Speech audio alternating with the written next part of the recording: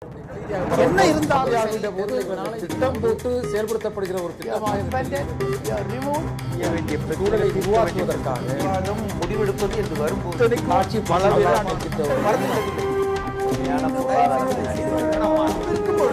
எதிர்த்து பேசிட்டு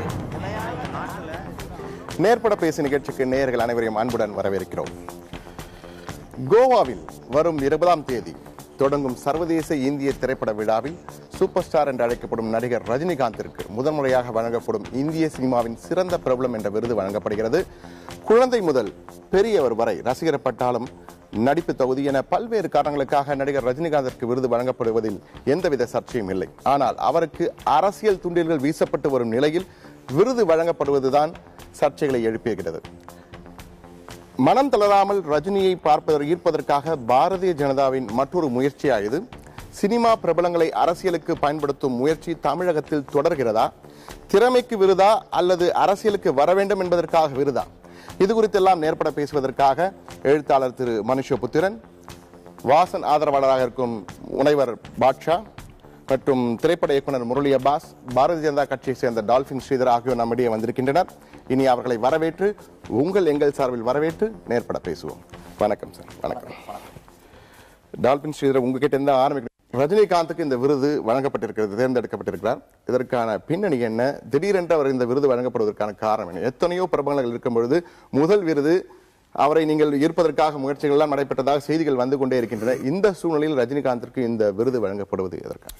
அதாவது இன்றைய தினம் ஒரு மிக முக்கிய நல்ல செய்தியாக இலங்கை சிறையிலே வாடிக்கொண்டிருக்கின்ற தூக்கு தண்டனை பெற்ற இலங்கை, இந்திய, தமிழக 5 மீனவர்களை அதிகாரப்பூர்வமாக பொது மன்னிப்பு வழங்கி விடுவிக்கிறேன் என்று இலங்கையினுடைய அதிபருடைய நேரடி செய்தி தொடர்பாளர் இன்றைக்கு செய்தியை, ஒரு மகிழ்ச்சிகரமான செய்தியை, நரேந்திர மோடி அவர்களுடைய ராஜதந்திரமான நடவடிக்கையின் காரணமாக அவர்கள் விடுவிக்க இருக்கிறார்கள். தாயகத்திற்கு உயிரோடு இன்னும் சில நாட்களிலே வர இருக்கிறார்கள். அப்படி ஒரு ராஜதந்திரமா ரஜினியை இழுப்பது இல்ல, அதான் சொல்ல வரேன்.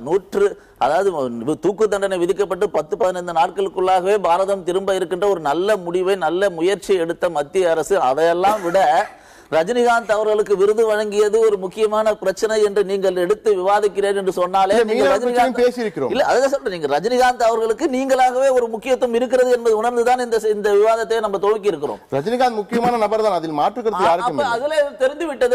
ரஜினிகாந்த் அவர்கள் குழந்தைகள் முதல் பெரியவர் வரை அனைவரும் வசிக்கக்கூடிய, பலதரப்பட்ட திரைத்துறையிலே பலதரப்பட்ட சாதனைகளை புரிந்திருக்கிறார். அனைவரும் விரும்பக்கூடிய லட்சக்கணக்கான ரசிகர்களுடைய நெஞ்சங்களில் இடம் பிடித்திருக்கிறார். அவர் ஒரு தகுதி வாய்ந்த திரைப்பட நடிகர் என்ற முறையிலே அவருக்கு விருது கொடுக்கப்பட்டிருக்கிறது. அதுல என்ன தவறு இருக்க முடியும்? அதுல எந்த அரசியல் இருக்க முடியும்? ஒண்ணு.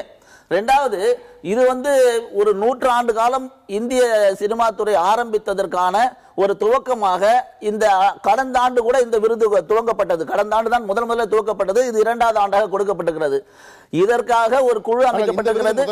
இல்ல, கடந்த ஆண்டு துவங்கப்பட்டு மனிஷ் திவாரி அவர்கள் இதுக்காக நாங்கள் துவங்கி இருக்கிறோம் என்று மனிஷ் திவாரி அவர்கள் அறிவித்தார். அன்றைக்கு வஹீதா ரஹ்மான் என்ற ஒரு நடிகைக்கு அந்த அவார்டு கொடுக்கப்பட்டிருக்கிறது. முதல் தடவை கொடுக்கப்பட்டிருக்கிறது. இதே விருது கொடுக்கப்பட்டிருக்கிறது. இதே விருது கொடுக்கப்பட்டது 2வது முறையாக இது கொடுக்கப்பட்டிருக்கிறது என்று இந்த ஆண்டுக்கான விருதுதான் திரு ரஜினிகாந்த் அவர்களுக்கு, சூப்பர் ஸ்டார் அவர்களுக்கு இந்த விருது கொடுக்கப்பட்டிருக்கிறது.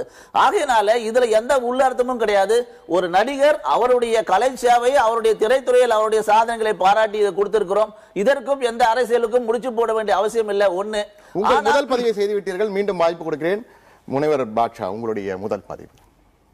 ரஜினிகாந்தை பொறுத்தவரை அவர் மிகப்பெரிய நடிகர் என்பதற்கு இன்னும் சொல்ல போனால் இந்த விருதினால் ரஜினிகாந்துக்கு பெருமை அல்ல, ரஜினிகாந்தால் இந்த விருதுக்கு வேண்டுமானால் பெருமை கிடைத்திருக்கலாம்.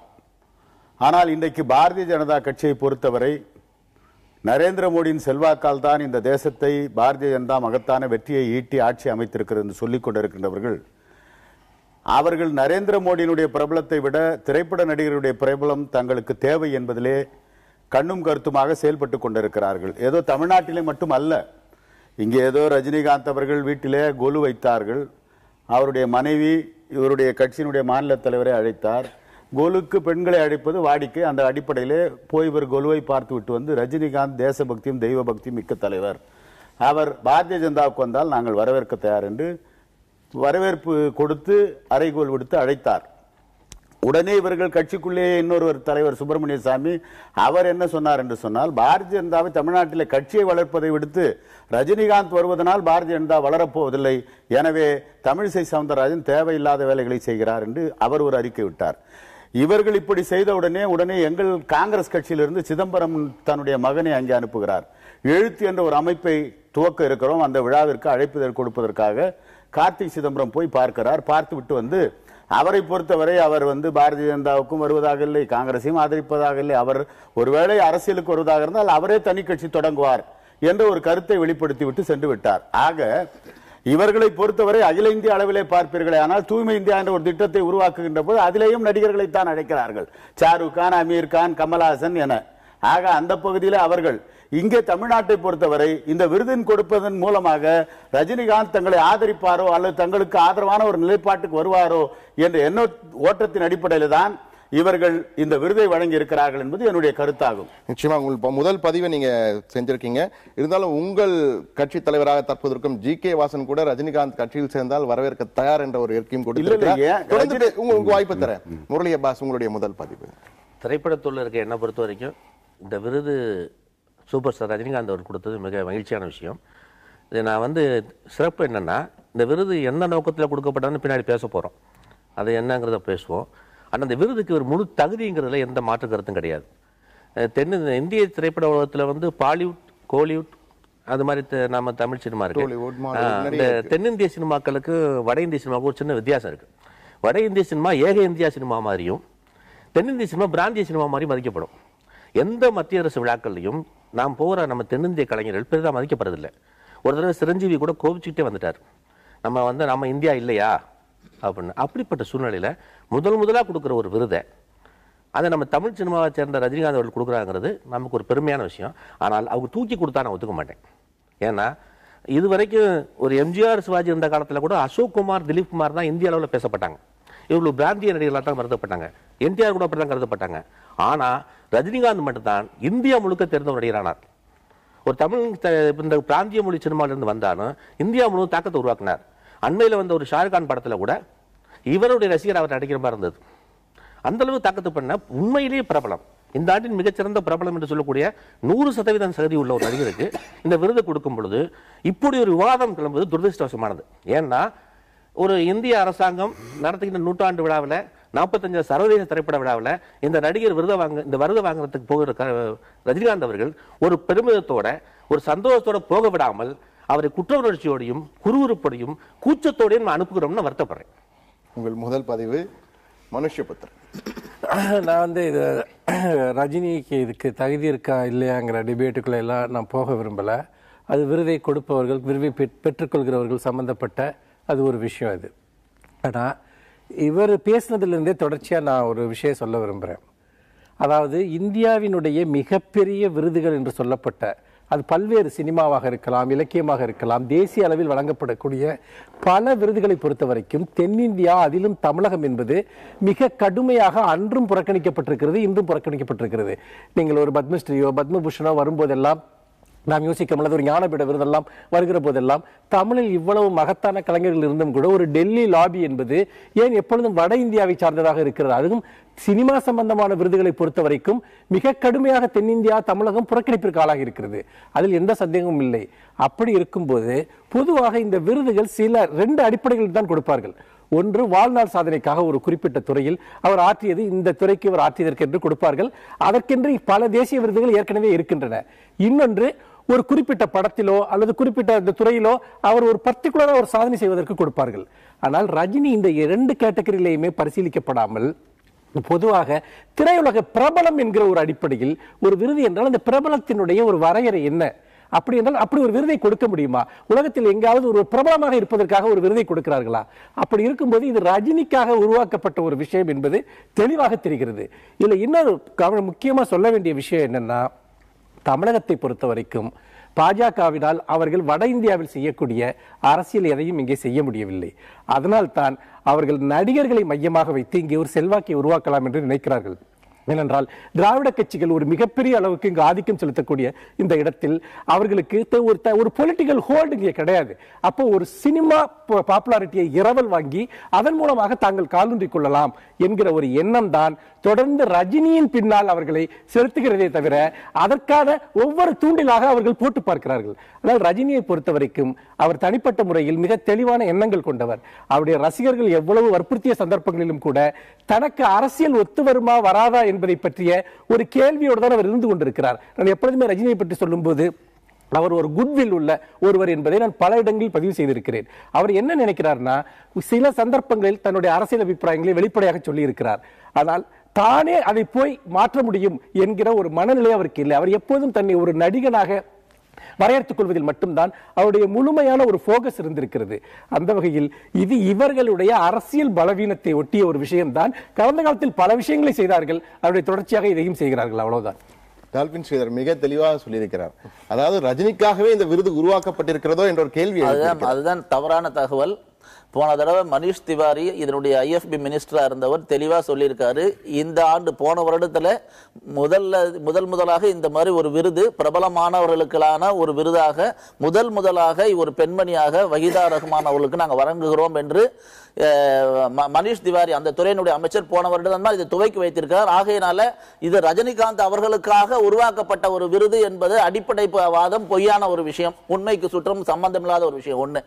ரெண்டாவது, தமிழகத்தில் ரஜினிகாந்த் அவர்களை வைத்துதான் பாரதிய ஜனதா கட்சி வளர வேண்டும் என்ற அவசியம் இல்லை. எங்களுடைய மாநில தலைவர் வீரமங்கை தமிழிசை சவுந்தரராஜன் அவர்கள் தெளிவாக சொல்லியிருக்கார், நாங்க யாரை நம்பியும் இல்லை, யார் அவர்கள் எங்களுடைய கட்சியினுடைய கொள்கைகளை ஏற்றுக்கொண்டு எங்களுடைய தலைவர்களை ஏற்றுக்கொண்டு எங்கள் கட்சியிலே இணைந்து பணியாற்ற விருப்பம் வருகிறார்களோ அவர்கள் அனைவரையும் இருகரம் கூப்பி வரவேற்கிறது தயார். ஆனால் நாங்கள் யாரையும் நம்பியே இல்லை. இன்றைக்கு கூட எங்களுடைய ஒரு மிஸ்டு கால் கொடுத்தால் போதும் எங்கள் கட்சியில நீங்கள் உறுப்பினர் ஆக முடியும் என்ற நிலைமையில தான் எங்களுடைய கட்சி வளர்ந்து கொண்டிருக்கிறது. ஆகையால் நாங்க யாரை நம்பியுமே இல்ல, குறிப்பாக நடிகர்களை நம்பி நம்ம நிச்சயமாக இல்ல. ஆனால் சமீபத்தில் ஒரு விஷயம், அதாவது ரஜினிக்கு இவங்க தான் மிஸ்டு கால் கொடுக்குறாங்க, ரஜினி இவங்களுக்கு கொடுக்கல. தொடர்ந்து இவங்க தான் ரஜினி அப்ரோச் பண்றாங்க, ரஜினி அப்ரோச் பண்ணல. ரஜினி எந்த சம்பந்தம் இல்லாதப்ப மோடி வர்றப்ப திருச்சி ஃபுல்லா மோடியோட படத்தையும் ரஜினியோட படத்தையும் வச்சு போஸ்டர் விட்டுறாங்க. அப்புறம் லதா ரஜினிகாந்த் அந்த மறுக்கிறாங்க, அந்த போஸ்டருக்கு எங்களுக்கு எந்த சம்பந்தமும் இல்லைன்னு. ஒவ்வொரு சந்தர்ப்பத்திலும் ரஜினியோட எங்களுக்கு ஒரு மோடி வர்றப்ப இந்திய பாரம்பரிய உடையோட போய் ரஜினி வீட்டில் போய் பார்க்கிறாரு. இது எல்லாமே ஒரு அசோசியேஷனை உருவாக்க வேண்டும் என்பதில் தெளிவாக இருக்கிறார்கள். ரஜினி ஒரு முறை கூட தானாக எதையாவது செய்தார் என்று சொல்லுங்கள் பார்க்கலாம். இவர்கள் தொடர்ந்து அதை செய்கிறார்கள். அதற்கு காரணம் ரஜினியினுடைய புகழ் வெளிச்சத்தினால் தாங்கள் எங்கேயாவது உயிர் பெற்று எழ முடியாதா என்கிற ஒரே எண்ணம். நிச்சயமா இல்ல, நிச்சயமா கிடையாது, உண்மையா மறுக்கிறேன். ரஜினிகாந்த் அவர்கள் உடல்நிலை சரியில்லாத பொழுது அவரிடம் தொலைபேசியில் தொடர்பு கொண்டு பேசியிருக்கிறார். உடல்நிலை பூரணமாக குணமடைந்த பிறகு ஒரு கர்டசிக்காக ஒரு நட்பு அடிப்படையிலே நண்பர் என்ற முறையிலே போய் நலம் விசாரித்ததால் தவிர அவர் மறுநாள் பொங்கல் அந்த தமிழர் திருநாளை ஒட்டி அவர் வரும்போது இந்திய தமிழருடைய பாரம்பரிய வேட்டி அணிந்து வந்தார். அதை போய் அதற்கும் இதற்கும் முடிச்சு போடுவது என்பது ஏற்றுக்கொள்ளக்கூடிய விஷயம் இல்ல. ரெண்டாவது, திரும்ப சொல்றோம், ரஜினிகாந்த் அவர்களை பொறுத்த வரையில அவர் நல்லவர், தேசபக்தி உள்ளவர், தெய்வ பக்தி உள்ளவர், அவர் தேசியவாதி, அதுல மாற்று கருத்து இல்லை. அவர் விரும்பினால் கட்சியில சேரலாம், அது நாங்க யாரும் போய் அவரை விரும்பி அழைக்கவும் இல்லை. ரஜினிகாந்த் நம்பிதான் பாரதிய ஜனதா இல்லை என்பதை எங்கள் தலைவர் தெளிவாக சொல்லியிருக்கார். ஹரியானாவில் எந்த தலைவர் எந்த நடிகரை நம்பி நாங்க வெற்றி பெற்றிருக்கோம்? 4% 39 விழுக்காடு வாங்கியிருக்கோம். 4 எம்எல்ஏக்கள் இருந்து 46 எம்எல்ஏக்களை வாங்கியிருக்கிறோம். 40 எம்எல்ஏ இருந்த மகாராஷ்டிராவில் 122 எம்எல்ஏக்களை பெற்றிருக்கிறோம். அதனால எந்த நடிகரை நம்பி இல்லை, நரேந்திர மோடி அவருடைய தனிப்பட்ட தலைமையின் கீழே மக்களுக்கு இருக்கிற நம்பிக்கை போதும், பாரதிய ஜனதா கட்சியினுடைய லட்ச தொண்டர்களுடைய பலம் போதும், எங்களுடைய பின்னால் இருந்து இயக்குகின்ற நீங்கள் எல்லாம் சொல்லிக் கொண்டிருக்கிறீர்கள். கேள்வி எழுவதற்கு காரணம் என்னவென்றால், நீங்கள் கூறிய உங்கள் மாநில தலைவி என்ன சொல்கிறார், அவர் தான் வரவேற்பு, அவங்கள அழைக்கிறாங்க சேருங்கன்ற. அப்புறம் 2 நாள் கழித்து அவங்களே சொல்றாங்க ஒரு கொலு வைத்ததற்கு அழைத்தார்கள் என்பதற்காக அவர் போய் ஒரு மரியாதை போறார். அதை அடுத்து தொடர்ந்து பல பெட்டிகளை கொடுத்திருக்கிறார். பத்திரிகையாளர் கேட்டார்கள், ரஜினிகாந்தை நீங்கள் அழைப்பீர்களா, அழைப்பதற்காக சென்றீர்களா என்றெல்லாம் கேட்ட போது இல்லை, இது அவர்களுடைய ஒரு குடும்ப நிகழ்ச்சி என்பதற்காக நான் போனேன். ரஜினிகாந்த் வந்தா நீங்க எடுத்துப்பீங்களான்னு கேட்கும்போது நான் தாராளமாக வந்தால் வரவேற்கிறோம் என்று சொன்னார். அதே போல அப்படிதான் சொல்லும். இன்னும் ஒரு சந்தேகம், ரஜினிகாந்த் மட்டுமல்ல, நீங்கள் நடிகர்களே நம்பவில்லை என்றீர்கள். ரஜினிகாந்த் மட்டுமல்ல, கமலஹாசனை அழைத்திருக்கிறீர்கள், விஜய் வந்து சென்று சந்தித்திருக்கிறார். எந்த அரசியலும் இல்லைன்னு சொல்றோம். நாங்க என்ன சொல்றோம், நடிகர்களை மட்டும் மையப்படுத்தி சினிமாவை வைத்து அரசியல் செய்யலாம் என்று நினைக்கிறேன். தூய்மை இந்தியா திட்டத்துக்கு அமீர் கானை வந்து மேடையில வைத்திருந்து நிகழ்ச்சி நடத்தினாரு. சச்சின் டெண்டுல்கர் இன்னைக்கு தூய்மை இந்தியா திட்டத்தில் இணைந்திருக்கிறாரு. பாபா ராம்தேவ் இணைந்திருக்கிறார். ஏன் காங்கிரஸ் கட்சியை சேர்ந்த சசி தரூர் அவர்கள் கூட இந்த தூய்மை இந்தியா திட்டத்தில் சேர்ந்திருக்கிறார். வட இந்தியாவை பத்தி நாங்கள் பேசவில்லை. அவருடைய கேள்வியை தென்னிந்தியாவில் குறிப்பாக தமிழகத்தில் இதுல நாம் நடிகர்களை மட்டுமே மையப்படுத்துவதேன். கண்ணு தெரியாதவங்க யாரையும் தடவி பார்த்து ஆளாளுக்கு ஒரு முடிவு பண்ற மாதிரி முடிவு பண்றாங்க தவிர எந்த உண்மையும் கிடையாது. அதாவது இவர்களுக்கு அரசியல் செய்வதற்கு இங்க எந்த அடித்தளமும் கிடையாது என்று சொன்னது ரஜினிகாந்த் விஷயத்தை பற்றி வைத்து மட்டுமல்ல, திடீரென ராஜராஜ சோழனை கையில் எடுக்கிறார்கள். தமிழ் மன்னனுக்கு விழா எடுக்கிறேன் என்கிறார்கள். இங்கு திராவிட கட்சிகள் தொடர்ந்து ராஜராஜ சோழனுக்கு விழா எடுத்து வந்திருக்கின்றன. அவரை முன்னிறுத்தி பல விஷயங்களை செய்திருக்கின்றன. திடீரென இவர்கள் ராஜராஜ சோழனை இங்க வந்து எடுப்பதனுடைய காரணம் வட இந்தியாவில் எந்தெந்த அரசர்களை வைத்து இவர்கள் அரசியல் செய்கிறார்கள். தமிழ்நாட்டில் இவர்களுக்கு அரசியலே கிடையாது. அதனால் தான் சினிமா நடிகர்களை பிடிக்கலாம், இல்லைனால் பல தமிழ் பெருமையை எடுத்துக் கொள்ளலாம் என்றெல்லாம் இவர்கள் முயற்சி செய்கிறார்கள். தமிழ்நாட்டிலேயே துர்பாகியமான நிலைமை சினிமா நடிகரை வச்சுதான் அரசியல் நடக்குது. தமிழ்நாட்டில் அது துர்பாகியமான நிலைமை. அதை மாத்ததான் பிஜேபி நடக்குது. ஒரு வார்த்தை சொல்லுங்க. ராஜராஜ சோழன் வந்து ராஜராஜ சோழனை நீங்கள் செய்ய வேண்டிய அவசியம் இல்லை. திராவிட கட்சிகள் அவர்களை தூக்கி பிடித்துக் கொண்டிருக்கின்றன. செய்ய முடியாது, நாங்க தான் செய்ய முடியும். ராஜராஜ சோழனுக்கு யார் விழா எடுத்தது? ராஜராஜ சோழனுக்கு யார் விழா எடுத்தது? இல்ல செய்யவில்லை. ராஜராஜ சோழனுக்கு யார் விழா எடுத்தது? யார் கொண்டாடல? திமுக கொண்டாடலையா? எங்களுடைய RSS தலைவர் நாக்பூர்ல பேசுறார். ராஜராஜ சோழனுடைய மன்னனுடைய 1000வது விழா கொண்டாட வேண்டும் என்று அவர் பேசுகிறார் நாக்பூர்ல. அதனால நீங்க கொண்டாட வேண்டிய அவசியம் சொல்லவில்லை. நாங்க ராஜராஜ சோழனுக்கு வேண்டாம், பேர் தேவைப்படுது, ரஜினி தேவைப்படுது. உங்களுக்கு எந்த அரசியலும் கிடையாதுங்க. ரஜினிகாந்த் வந்து நம்பி உங்க கட்சி இல்லைன்னு சொன்னா, நரேந்திர மோடிக்கு மிகப்பெரிய செல்வாக்கு இந்தியா ஃபுல்லா வளர்ந்துருக்குன்னு இவங்க பிரச்சாரம் செய்யறது உண்மையா இருந்தா, ரஜினிகாந்த் வீட்டு கொலுவுக்கு போயிட்டு வந்து ரஜினிகாந்த் பாரதிய ஜனதாவுக்கு வரணும்னு அழைப்பு விடுக்கிறது வந்து எந்த வகையில நியாயமா இருக்க முடியும்? இருங்க சார், அழைப்பு விடுத்ததற்கு பிறகு நீங்க அழைப்பு விடுத்ததுனால தானே உங்க கட்சியை சேர்ந்த சுப்பிரமணிய சாமி ரஜினிகாந்த் பாஜகவில் சேர்க்க வேண்டிய அவசியம் இல்ல, நாம கட்சியை வளர்க்கறத பாப்போம்னு சொன்னது சுப்பிரமணிய சாமி. அன்னைக்கு நீங்க அழைப்பு விடுத்து காத்திருந்தீர்கள். இன்னும் சொன்னீங்க ரஜினிகாந்துக்கு வந்து தெய்வ பக்தி தேசபக்தி எல்லாம் இருக்கு, அவர் பாரதிய ஜனதாவுக்கு வருவார். அவருடைய சிந்தனை என்பது ரஜினிகாந்தை பொறுத்தவரை அவர் மதசார்பற்ற கொள்கையில் அழுத்தமான நம்பிக்கை உள்ளவர். ஏனென்று சொன்னால் 98 கோவையிலே குண்டுவெடிப்பு சம்பவம் நடந்த பொழுது அவர் வெளிநாட்டிலிருந்து வந்தவுடன் பத்திரிகையாளர்களை சந்தித்து சொன்னது, இந்த குண்டுவெடிப்பு சம்பவங்களுக்கும் இஸ்லாமியர்களுக்கும் சம்பந்தம் இல்லை என்று தெளிவாக பேட்டி அளித்தார். ஆகவே இவர்கள் நினைப்பதை போல அவர் ஒரு மதவாதி அல்ல, அவர் தெய்வ பக்தி உள்ளவர், தேசபக்தி உள்ளவர். ஆனால் இந்தியாவில் இருக்கின்ற அனைத்து மதத்தவர்களும் சகோதரர்களாக வாழ வேண்டும் என்ற எண்ணம் கொண்டவர். அதனால்தான் 96 கூட தமிழ் மாநில காங்கிரஸ் உருவாக்கப்பட்ட பொழுது அன்றைக்கு தலைவர் மூப்பனாருக்கு அவர் துணையாக இருந்தார். இன்னும் சொல்ல போனால் அவர் தமிழ் மாநில காங்கிரசுக்காகவே சைக்கிள் சின்னத்தையே கொடுத்தார் அண்ணாமலை படத்திலே ரக்கை கட்டி, அந்த அளவுக்கு. அதனால்தான் இன்றைக்கு கூட இந்த தமிழ் மாநில காங்கிரஸ் தலைவர் வாசன் அவர்கள் தனியாக வெளியே வந்து கட்சி ஆரம்பிக்கிறோம் என்று சொன்ன உடனேயே அவரோடு தொலைபேசியில் தொடர்பு கொண்டு அவருடைய வாழ்த்துக்களையும் பெற்று இருக்கிறார். நீங்களும் ரஜினியை நோக்கி தான் செல்கிறீர்கள். நாங்கள் வந்து ரஜினி வந்து எங்களுக்கு ஏற்கனவே 96 ஆதரவு கொடுத்தவர், அவருடைய வாழ்த்துக்கள் தேவை என்று விரும்புகிறோம். தற்போதைய ஆதரவு அவர்கள் கேட்க பாஜக ஒரு தரமாட்டார். அவருடைய எப்படி நீங்க சொல்ல முடியும்? இல்ல, அவருடைய என்ன ஓட்டம் எங்களுக்கு தெரியும். ஏன்னா நான் நேரடியாக அவரோட பழகி இருக்கேன். அவரை பொறுத்தவரை அவருக்கு ஒரு மத சாயத்தை யாராலும் பூச முடியாது. பாரதிய ஜனதா என்று சொன்னால் அது ஒரு மதவாத கட்சி என்பது தேசத்திற்கே தெரிந்த விஷயம். அது உங்கள் கருத்து. இருந்தாலும் இல்ல, தற்பொழுது திரைத்துறையை சேர்ந்தவர் முரளி அப்பாஸ், அரசியல் தலைவர், அரசியல் கட்சியை சேர்ந்தவர்கள், அரசியல் விமர்சகர்கள் எல்லாம் பேசிக் கொண்டிருக்கிறார்கள். நீங்கள் இந்த பிரச்சனையை எப்படி பாருங்க? இதுல வந்து எனக்கு ஒரு நெருக்கடியான நிலைமை என்னன்னா, இவங்க ரஜினியை விட்டுட்டு போயிடுறாங்க. நீங்க வேற ரஜினி விட்டா பாரதிய ஜனதாவும் அது சம்பந்தப்பட்ட நோக்கம் தான் பேசப்படுது. ரஜினிக்கு விருது கொடுத்த நோக்கம் இருந்தா அந்த நோக்கத்தை இவங்க யாருக்குமே பின்தாங்க முடியாது.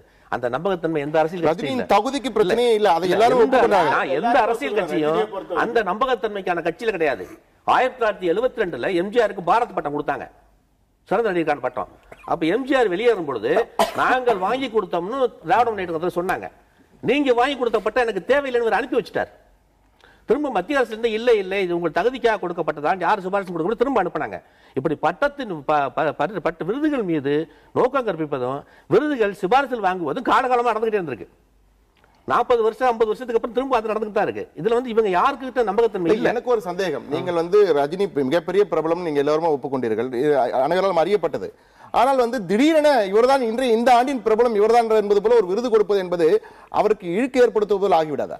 இந்த ஆண்டின் சொல்றதுக்கு நியாயமான காரணம் இருக்கு, நான் சொல்றேன்.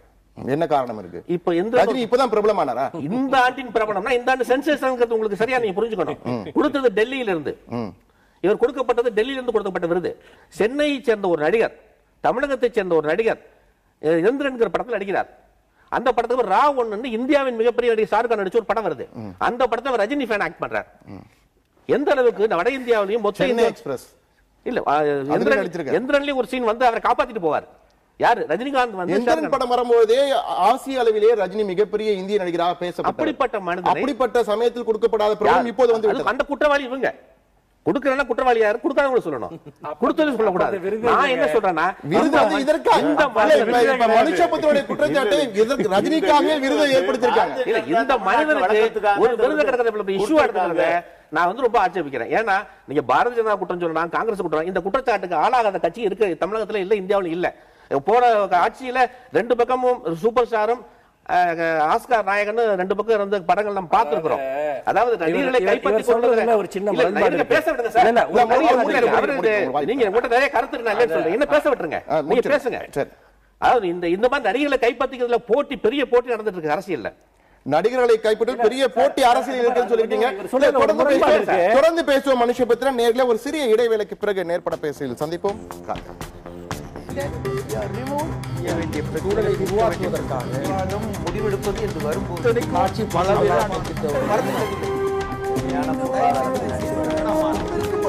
எதிர்த்து பேசிட்டு நேர்பட பேசு நிகழ்ச்சிக்கு நேயர்கள் அனைவரும் மீண்டும் அன்புடன் வரவேற்கிறோம். இடைவேளைக்கு முன் முரளி அப்பாஸ் ஒரு கருத்தினை எடுத்து வைத்தார். நடிகர்களை கைப்பற்றுவதற்காக அரசியல் கட்சிகள் எல்லாம் தேடுகின்றன, ஓடுகின்றன என்ற அளவில் ஒரு கருத்தை வைத்தார். மனுஷபுத்திரன், உங்களுடைய அதற்கு பதிவு என்ன? இல்லை, பொதுவாக வந்து பார்த்தீங்கன்னா கட்சிகள் வந்து தங்களுக்கு சப்போர்ட்டிவாக இருக்கக்கூடிய ஆட்களை வந்து பார்த்தீங்கன்னா இணைச்சிக்க விரும்புறதுங்கிறது எல்லா இடத்தையும் நடக்கக்கூடிய விஷயம். இப்போ நீங்கள் வந்து காங்கிரஸ் எடுத்துக்கிட்டா கூட பல நடிகைகள் வந்து பல மாநிலங்களில் போட்டிட்டு இருக்காங்க. ஆனால் இவங்க என்ன பண்ணுறாங்கன்னா, நாங்கள் கூப்பிடலன்ட்டே கூப்பிட்டுக்கிட்டே இருக்காங்க இல்லையா, நாங்கள் அவங்களை இன்வைட் பண்ணலன்னு சொல்லிட்டு அதுக்கான ஆம்பியன்ஸை கிரியேட் பண்ணுறாங்க இல்லையா, அதை பற்றி மட்டும்தான் நம்ம கேள்விப்படுறோம். அவங்க ஒரு கட்சி நடத்துறாங்க, அவங்க ஜனநாயக உரிமை அங்கன்னு ஒருத்தரை கேட்கறது, இதெல்லாம் வந்து பார்த்தீங்கன்னா அவங்க கையில் கவர்மெண்ட் இருக்கு, அதுக்காக ஒரு அவார்டை கொடுக்கறது, இதெல்லாம் அவங்க இஷ்டம். வெளிப்படையாக ஒத்துக்கிடுங்களேன், அவர் வரணும், நாங்கள் வாங்க அப்படின்னு கேளுங்க, அவருக்கு அப்படி ஒரு வில்லிங் இருக்கான்னு தெரிஞ்சுக்கிடுங்க. அது இல்லாமல் நீங்கள் வந்து பார்த்தீங்கன்னா அதையும் பண்ணிட்டு அவங்க மாநில தலைவர் ஒரு கருத்தை சொல்லுவாரு, அங்க இருக்கக்கூடிய தேசிய செயலாளர் இன்னொரு கருத்தை சொல்லுவாரு, சுப்பிரமணிய சாமி இன்னொரு கருத்தை சொல்லுவாரு. எதுக்கு இந்த டிராமான்னு கேட்கிறேன். ஒரு ஆள் மேல உங்களுக்கு உண்மையிலேயே ஒரு வில்லிங்னஸ் இருந்தா கூப்பிடுங்க, வெளிப்படையா நேரில் போய் பேசுங்க. அவருக்கு விருப்பம் இல்லைன்னா அவரை விட்டுருங்க. இவ்வளவுதான் அவங்க மேட்டர் இதுக்குள்ளார. மற்றபடி யார் ஒரு ரஜினியை வந்து கூப்பிடுறதுங்கிறதெல்லாம் எல்லா கட்சியினுடைய ஜனநாயக உரிமை, அதை குறுக்கிடவே இல்லை. இன்னொன்னு, இந்த விருதை பத்தி பேசவே கூடாது, அவர் எல்லா விதமான இதுக்கு அப்பாற்பட்டவர் அப்படின்னு சொல்றதுங்கிறதே ஒரு மோசமான ஒரு ஹீரோஷிப். ஏன்னா இப்ப இதுக்கு முன்னாடி பேசினவர் சொன்னார் வந்து எல்லா விருதுகள்லயும் அரசியல் இருந்திருக்குன்னு. அரசியல் இருக்க எல்லாமே பேசப்படும். நோக்கங்கள் இருக்குன்னு கடந்த காலத்துல இருந்ததுன்னா நிகழ்காலத்துல இருக்கக்கூடாதா? தகுதி வாய்ந்த மனிதர்களுக்கு கூட சில சமயம் வந்து பாத்தீங்கன்னா ஒரு சிக்கல்களை ஏற்படுத்தக்கூடிய அங்கீகாரங்கள் வந்து உருவாகும். அப்ப நம்ம ஏன் அதை விவாதிக்க கூடாது? இந்த ஆங்கில அது கொடுக்கப்பட்டிருக்கா? ஏன் ரஜினி கடந்த காலத்துல அங்கீகரிக்கப்படலை, இப்ப அங்கீகரிக்கப்படுறாரு? இன்னைக்கு இருக்க அரசியல் சூழ்நிலைக்கு இதுக்கு தொடர்பு இருக்கான்னா பேசத்தான் வேணும். ஆனா ரஜினி பொறுத்த வரைக்கும் நான் என்ன பாக்குறேன்னா, அவர் வந்து ஒரு ஒரு சூப்பர் ஸ்டார்ங்கிற ஒரு அந்தஸ்தை இங்க பெற்றிருக்காரு. அவருக்கு எல்லா ஜாதியிலையும் எல்லா மதத்திலையும் எல்லா கட்சியிலையும் ரசிகர்கள் இருக்காங்க. அந்த ஒரு செல்வாக்கை அவர் இழக்க விரும்பல. ஒருத்தர் வந்து மாற்று அரசியல் கட்சிகள் இருக்கவங்க கூட தீவிரமான ரஜினி ஃபேனா இருப்பாங்க, பல்வேறு மதங்கள் இருக்கவங்க அப்படி இருப்பாங்க. ஆனா பிஜேபியை பொறுத்த வரைக்கும் ரொம்ப கிளியரா அதுக்கு ஒரு அடையாளம் இருக்கிறது. அந்த அடையாளம் என்பது ரஜினியினுடைய தனிப்பட்ட செல்வாக்கை, இமேஜை வந்துட்டு காலி பண்ணிடணும்னு ரஜினிக்கு நல்லா தெரியும். அதனாலதான் அவர் தயங்குகிறார், அதனாலதான் அவர் பின்வாங்குகிறார். மற்றபடி வந்து பாத்தீங்க இன்னொன்னு, அவருக்கு அதிகாரத்தின் மீது அவருக்கு ஆசை இருந்திருந்தால் அவர் எப்போதும் அரசியலுக்கு வந்திருப்பார். அவர் மிக சுலபமாக வந்திருக்கக்கூடிய காலங்கள் எல்லாம் கடந்த காலத்தில் இருந்திருக்கிறது. ஆனால் இன்றைக்கு இருக்கக்கூடிய காலம் என்பது அப்படி அல்ல. ரஜினி இன்னைக்கும் மிக பிரபலமான ஒரு நடிகர் தான். ஆனால் அதை ஒரு பெரிய ஓட் பேங்காக மாற்றக்கூடிய இடத்தில் அவர் இருக்கிறாரா என்று பார்த்தால் அது விவாதத்திற்குரிய விஷயம். அதற்கு பின்பு அரசியல் சூழலில் பல மாற்றங்கள் நடந்துவிட்டன. பலர் உள்ளே வந்து விட்டார்கள். அதாவது சினிமா துறையிலிருந்தே பலர் அரசியல் ரீதியாக உள்ளே வந்து விட்டார்கள். ஒரு இளைஞர்களுடைய ஓட் பேங்க் என்பது இன்றைக்கு ரஜினியிடம் இருக்கிறதா என்று பார்த்தால் அது கேள்விக்குரியது. அது பல்வேறு நபர்களிடம் அது சிதறி கிடக்கிறது இன்றைக்கு. அப்படிப்பட்ட ஒரு சூழ்நிலையில் அதாவது எதை தின்றாலாவது பித்தம் தெளியும் என்கிற அடிப்படையில் தான் ராஜராஜனையும் ரஜினியையும் அவர்கள் இங்கே கொண்டு வந்து வைக்க விரும்புகிறார்கள் என்பதுதான் என்னுடைய கருத்து. இல்ல, வன்மையா மறுக்கிறேன். ரெண்டாவது, இதுல வந்து ரஜினிகாந்த் அவர்களுக்கு முதல்ல அவர் தகுதியானவர்ன்றதை பத்தி டைரக்டர் சொல்லியிருக்காரு. எல்லாருக்கும் தெரியும். 2000 அவருக்கு பத்மபூஷன் விருது கொடுத்திருக்கு. கடந்த 14 ஆண்டுகளாக எந்த விருதும் மத்திய அரசாங்கத்தினுடைய விருது அவருக்கு கொடுக்கப்படவில்லை. இந்த கடந்த ஆண்டு கூட அவருடைய உலக அளவில் புகழ்பெற்ற ஒரு திரைப்படம் வந்திருக்கிறது, கோச்சடையான்ற படம். இது வந்து ஒரு புதிய தொழில்நுட்பத்தில் அந்த 3D அனிமேஷன் என்று கொள்ளக்கூடிய ஒரு நடிகர் நடித்தாலும் வந்து அனிமேஷன்ல வந்து ஹாலிவுட்ல எல்லாம் மிகப்பெரிய அளவில் வரக்கூடிய ஒரு படங்களை அதே மாதிரி ஒரு முதல் முயற்சியாக இந்திய அளவில் எந்த நடிகரும் செய்ய துரியாத ஒரு முயற்சியில இவர் எடுத்திருக்காரு. அப்ப அந்த முயற்சிக்கு வித்திட்டவர் வந்து அந்த இயக்குனர் தான். இயக்குனருக்கு விருது கொடுத்திருக்காரு. அதுல நீங்க யார் இவர் பிரபலமான ஒரு நடிகர்ன்றத வச்சுதான் இது அவார்டு கொடுத்திருக்கோம். ஆகையினால இந்த முயற்சி அவருடைய மகள் தான் அந்த படத்தை இயக்கி இருக்காங்க. ஆனாலும் ஒரு முயற்சியை, புது முயற்சியை, உலகளாவிய முயற்சியை இந்தியாவில் தென்னிந்திய நடிகர் பண்ணும்போது அதுக்கு ஒரு அங்கீகாரமாக இந்த அவார்டு கொடுத்ததை ஏன் எடுத்துக்க கூடாது நான் கேட்கிறேன். ரெண்டாவது, திருப்பி வந்து ரஜினிகாந்த் நாங்க திரும்ப கோச்சடையான் படம் சொல்றேன். இந்த தொழில்நுட்பத்தோட வந்த முதல் இந்திய படம், இந்த முதல் தென்னிந்திய படம். ஆகையினால இந்த எந்த மொழியிலுமே இந்த படம் வரல, இந்த மாதிரி ஒரு தொழில்நுட்பத்துல வரல. பெருமையான விஷயம். ட்ரை பண்ண முடியும். ஆனா ரெண்டாவது, அவர் சொன்னார் திரும்ப பாஜக வந்து அவரை வந்து திரைப்படத்துறையினுடைய அவருடைய வெளிச்சத்தை அவரே ஒரு விஷயத்தை கான்ட்ராவர்சியா சொல்றாரு. அவருடைய இளைஞர் பட்டாளத்தெல்லாம் இப்ப அவர் சொல்றதை கேட்க மாட்டாங்கன்றாரு. ஆனாலும் அவருக்கு அவங்கள மீறி அவர் நடக்க மாட்டார். நீங்க வந்து ரஜினிகாந்த் பத்தி உங்களுடைய அனுமானங்கள் எல்லாம் அவர் மேல திணிக்கணும்ன்ற அவசியம் இல்ல. நாங்களும் ரஜினிகாந்த் வந்து நாங்க தெளிவா சொல்றோம். நான் சொல்றேன், நாங்க தெளிவா சொல்றோம். நாங்க எங்களுடைய மாநில தலைவி அவர் வீட்டுக்கு போனப்ப செய்தியாளர் சந்திக்கும் பொழுது நீங்கள் அவர் வந்தா நீங்க வந்து வரவேற்பீர்கள் கேட்கும்போது நிச்சயமாக அவர் வந்தா வரவேற்புன்னு சொன்னாங்களே தவிர நாங்க வந்து அவர் வந்தாதான் கட்சி நடத்த முடியல யாரும் சொல்லவில்லை. அவரை மாதிரி எந்த நடிகரும் வரலாம் சொல்லல. இங்க யாருமே அப்படி ஒரு கருத்து இல்ல. நீங்க தான் சொல்லிட்டு இருக்கீங்க. பிஜேபி அவர் வந்து கொண்டு வந்தாதான் கட்சி நடத்த முடியும்ன்ற மாதிரி சொல்றாரு. எதுவுமே இல்ல. நான் ஒரு பேச்சுக்காக கேட்கிறேன். இல்ல, நீங்க அப்புறம் பேசுங்க, நான் சொல்லிடுறேன். நான் ஒரு பேச்சுக்காக கேட்கிறேன். பிஜேபிக்கு நடத்துறதுக்கு ஒண்ணுமே இல்லைன்னு சொல்றதுக்கு நீங்க திராவிட கழகங்கள்ல திராவிட இந்த தமிழ்நாட்டில் ஆட்சி பண்றவங்க எல்லாம் சினிமாவை சேர்ந்து தானே, சினிமா வச்சு தானே நீங்க அரசியல் பண்ணிட்டு இருக்கீங்க. நாங்க அப்படி இல்லையே. எங்கள்கிட்ட கொள்கை இருக்கிறது. நாங்க கூப்பிடவே இல்லை. எங்களிடம் கொள்கை இருக்கிறது. தலைவர் மேல நம்பிக்கை உள்ள மக்கள் இருக்கிறார்கள். நாங்க எதை பத்தியும் கவலை இல்லை. எங்கள் தலைவருடைய நம்பிக்கை, எங்கள் தலைவருடைய ஆட்சி முறை, அதுவே போதும் எங்களுக்கு தமிழகத்தில் ஆட்சியை கொண்டு வருவதற்கு. ஆனால் இப்பொழுது நீங்கள் சொல்ற கருத்தை தான் கேட்கிறேன். அப்படி இருக்கிற சூழ்நிலையில் வந்து தூய்மை இயக்கத்துக்கு கமலஹாசனை நீங்கள் அழைக்கிறீர்கள், ரஜினிகாந்துக்கு வலை வீசுவதாக பேசப்படுகிறது. நடிகர் விஜய் உங்கள் தலைவரை வந்து சந்திக்கிறார். இது போன்ற தொடர் நிகழ்வுகள் இது போன்ற கேள்விகளுக்கு வித்திருக்கிறதா இல்லன்னு சொல்றேன். நான் கேட்கிறேன், இப்ப இதே கடந்த ஆண்டு வஹீதா ரஹ்மானுக்கு கொடுத்தாங்கல்ல, அப்ப நான் கேக்குறேன், காங்கிரஸ் ஒரு முன்னாள் காங்கிரஸ்காரர் நான் கேக்குறேன், அது வந்து ஒரு வாக்கு வங்கிக்காக இஸ்லாமிய பெண்மணி என்பதற்காக வாக்கு வங்கிக்காக அதற்கு அவர் பதில் சொல்றாரு.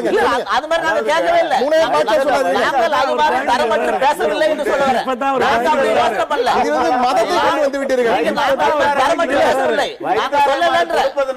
அரசியல மதம் கலந்து வஹீதா ரஹ்மானுக்கு கொடுப்பதனால வாக்கு வங்கி எதுவும் வரப்போறது இல்ல. ஏன்னா அவங்க ரிட்டையர்ட் நடிகை. அந்த அம்மா இப்ப படத்திலே நடிக்கிறது இல்ல. ஆனா ரஜினிகாந்த் இன்னைக்கும் செல்வாக்குள்ள ஒரு நடிகர். அந்த இவங்களை பொறுத்த வரைக்கும் உண்மையிலேயே நரேந்திர மோடிக்கு செல்வாக்கு இருக்கு, அவரை முகத்தை காட்டி நாங்க வாக்குகளை பெறுவோம் சொன்னா, நரேந்திர மோடி எங்க போனாலும் ஒரு நடிகர் பட்டாளத்தோடு தான் போறார். அமெரிக்காவுக்கு போனாலும் அங்க கூட்டத்தை கூட்ட கலை நிகழ்ச்சிகள் நடத்த நடிகர் பட்டாளத்தோடு தான் அமெரிக்காவுக்கே போறாரு. ஆக வந்து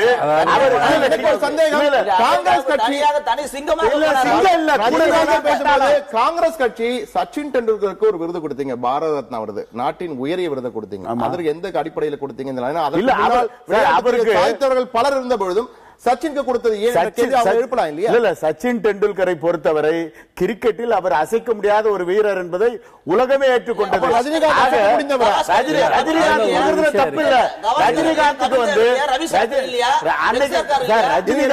ரஜினிகாந்த் கொடுப்பதில் தவறில்லை. ஆனால் இவர்கள் அரசியல் உள்நோக்கத்தோடு அவரை பாரதிய ஜனதாவுக்கு வாருங்கள் அழைப்பு விடுத்து விட்டு இப்படி ஒரு விருதை கொடுப்பதன் மூலமாக அவரை தாஜா செய்ய வேண்டும் என்று இவர்கள் நினைக்கிறார்கள். ஆனால் ரஜினிகாந்தை பொறுத்தவரை இந்த விருதுகள் எல்லாம் அவர்களுக்கு சாதாரணம். அது ரஜினிகாந்த் சொல்லட்டும், அது என்ன சொல்லட்டும், உண்மையா இல்லையானு இருந்தாலும் மனுஷபுத்திரன் ஏதோ கருத்தை பற்றி சொல்லுங்க. வாய்ப்பு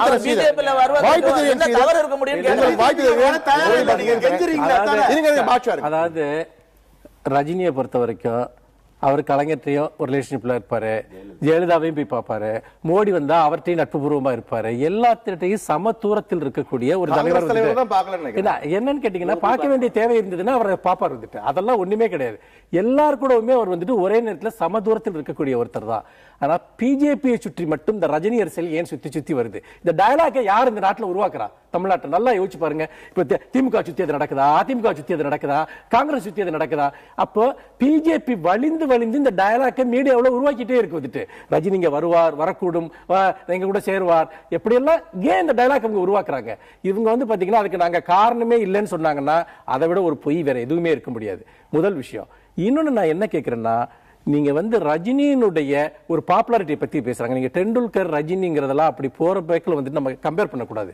ஏன்னா டெண்டுல்கர் வந்து பாத்தீங்கன்னா இந்தியாவில் மட்டுமல்ல, கிரிக்கெட் விளையாடக்கூடிய எல்லா நாடுகளிலுமே ஒரு பெரிய ஸ்டாராக தேசம் இனங்களை கடந்து மதிக்கப்படுகிற ஒருத்தர்.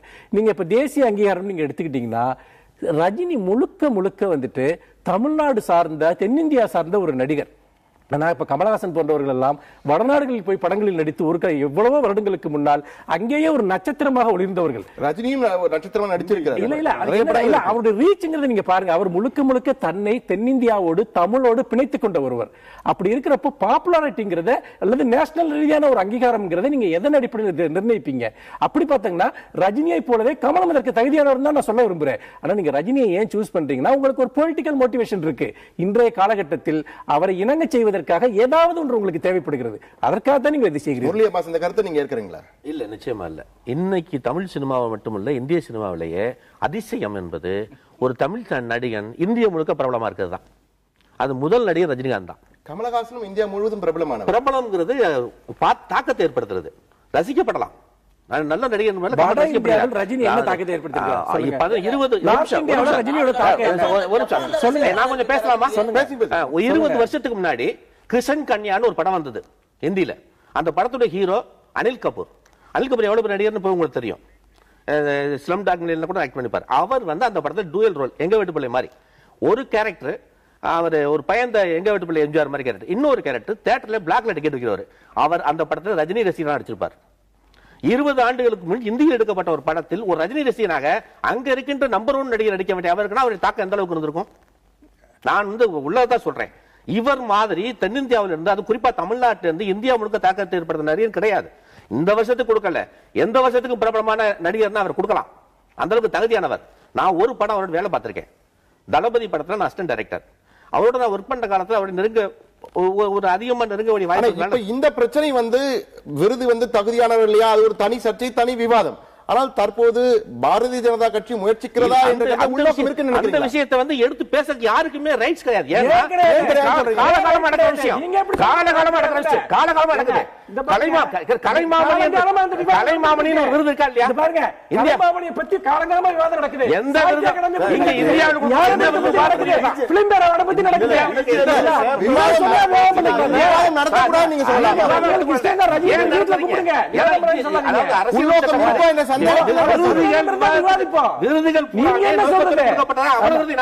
எல்லா நோக்கத்தையும்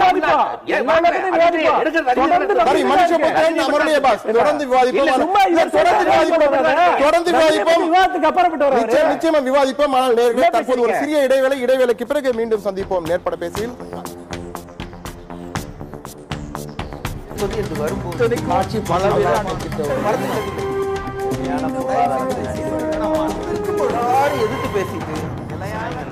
நேர்பட பேசி நிகழ்ச்சிக்கு நேயர்கள் அனைவரையும் மீண்டும் அன்புடன் வரவேற்கிறோம். இடைவேளைக்கு முன் பல்வேறு கருத்து, குறிப்பாக தகுதி குறித்தெல்லாம் பேசிக் கொண்டிருந்தோம். இந்த நிலையில் ஒரு நடிகர் அஜித் ஒரு திரைப்பட விழா ஒன்றிலே பேசும்பொழுது அப்பொழுது முதலமைச்சராக ஒருவர் இருக்கிறார், அவர் எதிர்க்க தான் இந்த கருத்தினை வைக்கிறார். அந்த கருத்து இப்போ அவசியம் என்று நினைக்கிறேன். ஒவ்வொரு பாராட்டு விழாவின் போதும் கலந்து கொள்ளுமாறு சிலர் மிரட்டுகிறார்கள். கலந்து கொள்ளவில்லை என்றால் தமிழன் இல்லை என்று பச்சை குத்துகிறார்கள். அரசியலுக்கு வரவும் விடமாட்டார்கள், வந்தாலும் மிரட்டுகிறார்கள் என ஒரு பெரிய மேடை. அது பல நடிகர்கள் இருக்கிறார்கள். ஒரு முதலமைச்சருக்காக ஒரு பாராட்டு விழா நடைபெறுகிறது. அப்போது பேசியிருக்கிறார். ரஜினிகாந்தும் எழுந்து கைத்தட்டுகிறார். இதை பார்க்கும்போது அரசியலுக்கு வருவதற்காக மிரட்டப்படுகிறார்களா என்ற ஒரு கேள்வி வருகிறது. மனுஷபுத்திரன் ஆரம்பிப்போம். முதல்ல ஒரு விஷயம், எனக்கு நீங்க சொல்ற சம்பவம் நன்றாக நினைவிருக்கிறது. அதில் பாராட்டு விழாவில் என்று இவர்கள் எழுதியிருந்தால் மிக மிக தவறான விஷயம். அந்த டைம்ல ஒவ்வொரு பிரச்சனையிலும், அரசியல் பிரச்சனையிலும், அது காவிரி பிரச்சனையோ அல்லது வேறு பொது பிரச்சனைகளிலோ ஒவ்வொரு போராட்டத்திலும் கலந்து கொள்ளுமாறு நிர்பந்திக்கிறார்கள் என்பதைத்தான் அஜித் அன்னைக்கு சொன்னார். பாராட்டு விழாங்கிறத பத்தி அவர் சொல்லவே இல்லை. அப்படி எழுதப்பட்டிருந்தாலும் அது மிஸ்கோட். அப்படி அவர் சொன்னதுல பாத்தீங்கன்னா ஒரு நியாயம் இருப்பதாக எனக்கே தோன்றியது. ஏனென்று கேட்டால், ஒருவர் ஒரு பிரச்சனையோடு தன்னை இணைத்துக் கொள்வது என்பது அவருடைய பர்சனல் சாய்ஸ். அப்போ பாத்தீங்கன்னா ஒரு போராட்டம் முக்கியமா இருந்தா கூட ஒருவருக்கு ஏதோ ஒரு காரணத்துக்காக வர விருப்பம் இல்லை என்றால் அவரை நிர்பந்திக்க கூடாது. அவர் அந்த சமூக கருத்துக்களுக்காகவோ அந்த பிரச்சனைகளுக்காகவோ அவர் கலைத்துறைக்கு வரவில்லை. அவரை ஒரு நடிகராகவோ அல்லது வேறு ஒரு தளத்தினோட எடுத்துக்கொண்டிருக்கிறோம். அதனால் நீங்கள் நிர்பந்தித்து எங்களை அழைக்காதீர்கள் இது போன்ற பிரச்சனைகளுக்கு என்பதைத்தான் அவர் சொன்னார். அந்த டைம்ல அதை ஒட்டி ஒரு பெரிய விவாதம் எல்லாம் நடந்தது. இவர்கள் சமூகத்திலிருந்து பல விஷயங்களை பெற்றுக் கொள்கிறார்கள், ஏன் இவர்கள் சமூக பிரச்சனைக்கு வரக்கூடாதா என்று. இப்போதும் கூட நான் சொல்கிறேன், நடிகர்களை அவர்கள் விரும்பினால் எனக்கு வரும் கேள்வி என்னவென்றால், ரஜினிக்கு ஒரு நிர்பந்தம், இது போன்ற விருதுகளை கொடுத்து ஒரு அன்பு கட்டளை விடுகிறார்களா? அதைத்தான் நான் சொல்ல வருகிறேன். நீங்கள் ஒரு போராட்டத்தில் கலந்து கொள்ளுங்கள் என்று சொல்வதும் சரி, அல்லது நீங்க பாத்தீங்கன்னா ஒரு கட்சியில சேருங்கன்ட்டு மறைமுகமாக ஊடகங்களின் வழியாகவும் வேறு பல சோர்ஸ் வழியாகவும் நீங்க பிரஷரை கொடுத்துக்கிட்டே இருக்குதுங்கிறது ஒரு நியாயம் இல்லாத ஒரு விஷயம். அந்த அடிப்படையில் தான் நான் இந்த விஷயத்தில் அஜித்தோட கருத்து அன்றைக்கும் சரி, இன்றைக்கு ரஜினி மேல் நடக்கக்கூடிய விஷயமும் சரி, நடிகர்களை அவர்களுடைய உலகத்தில் அவர்களுடைய தளத்தில் இருக்க விடுங்கள். அவர்கள் விரும்பினால் எப்ப வேணாலும் அரசியலுக்கு வரட்டும், சேவை செய்யட்டும், சமூகத்துக்கு சேவை செய்யட்டும். எதற்காக அவர்களுடைய புகழ் வெளிச்சத்தை நீங்கள் வாங்கிக் கொள்வதற்காக இவ்வளவு பெரிய பிரஷரை ஏற்படுத்துறீங்கன்றதா என்னுடைய கேள்வி. ஏன் நிர்பந்தம் செய்கிறீர்கள் கேட்கிறாரு. எந்த நிர்பந்தமும் இல்ல. அவர் ஏதோ இந்த திராவிட கட்சிகளுடைய பிடியில இருந்து பேசுறாருன்னு நினைக்கிறேன். கும்மிடி பூண்டியை தாண்டி யாருமே அறிமுகம் இல்லாத கட்சிகள் அந்த சினிமாக்காரங்களை நம்பிதான் அரசியல் நடத்தணும்ன்ற ஒரு ஏன்னா அவர் பாராட்டு விழாவுக்கு வரலன்னு சொல்றதுனால மிரட்டப்பட்டான்னு சொன்னாரு. அதுதான் உண்மை. போராட்டம் ஒண்ணு கிடையாது. அது திமுக தலைவருக்கு நடத்தப்பட்ட ஒரு பாராட்டு விழா. அந்த பாராட்டு விழாவுக்கு வருவதற்காக நான் மிரட்டப்பட்டேன். இப்படி அரசியல் பண்ண பழக்கப்பட்டதுனால அதுல இருந்து வெளியில வர்றதுக்கு மனுஷபுத்திரனுக்கு மனசு இல்லை. அதுதானே உண்மை. நாங்க எங்களை பொறுத்தவரையில அது பாராட்டு விழாவோ பிரச்சனையோ மிரட்டப்பட்ட ஒரு தனிப்பட்ட நபர், தனிப்பட்ட ஒரு அரசியல் தலைவரை பாராட்டு வேணும், அதுல நீ கலந்துக்கிறா உங்களுக்கு மிரட்டப்பட்டதான் சொல்லியிருக்காரு. எங்களை பொறுத்தவரை காஷ்மீரிலிருந்து கன்னியாகுமரி வரையில இல்ல, ரஜினிகாந்த் பொறுத்தவரை எல்லாம் சேர்ந்துதான் சொல்றேன். எங்களை பொறுத்தவரை காஷ்மீரிலிருந்து கன்னியாகுமரி வரையில அனைத்து இடங்களிலும் எங்களுக்கு கிளை இருக்கிறது, அனைத்து இடங்களிலும் எங்களுக்கு கட்சி இருக்கிறது. 7 மாநிலங்களில் 7 மாநிலத்தில் எங்களுடைய ஆட்சி நடக்கிறது, 3 மாநிலங்களில் கூட்டணி ஆட்சி நடக்கிறது. ஆகையினால வரக்கூடிய இன்னும் ஒரு மாதத்திலே இந்தியாவுடைய தலையாக இருக்கின்ற ஜம்மு காஷ்மீர் கூட முதல் முறையாக எங்களுடைய ஆட்சி வரப்போகிறது.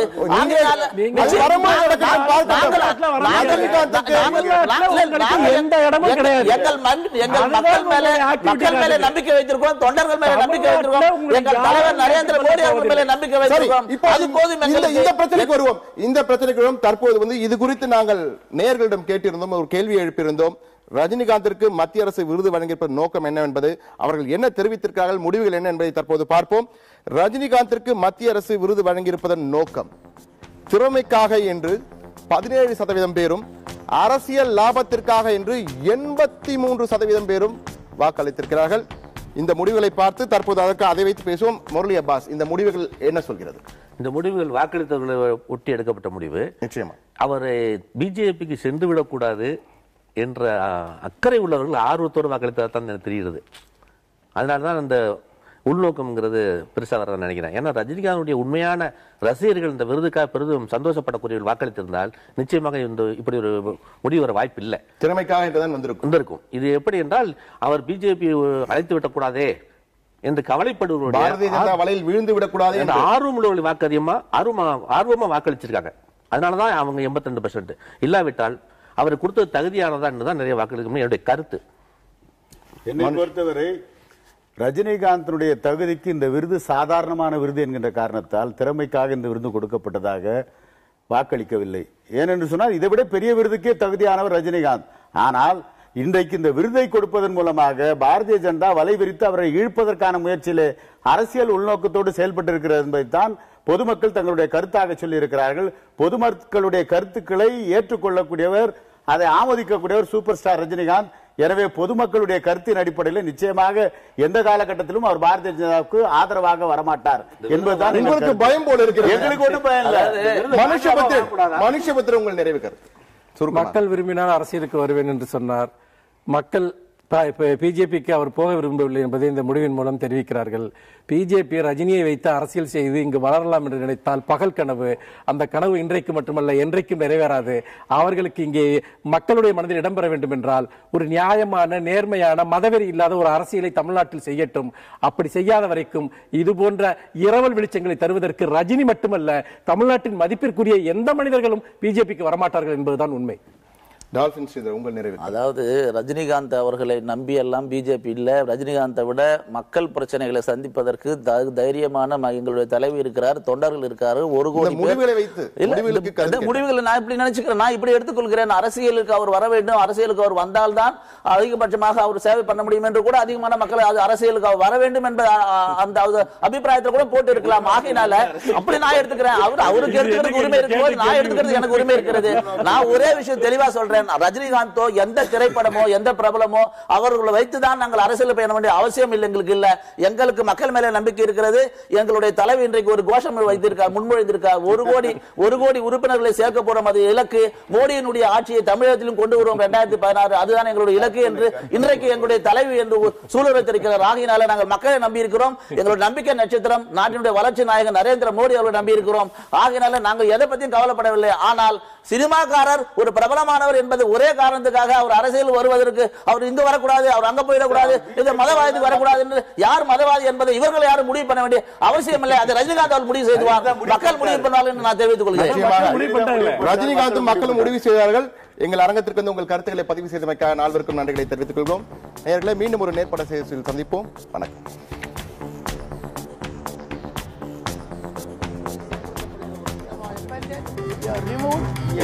சூழலை உருவாக்குவதற்காக விவாதம் முடிவெடுப்பது என்று வரும்போது காட்சி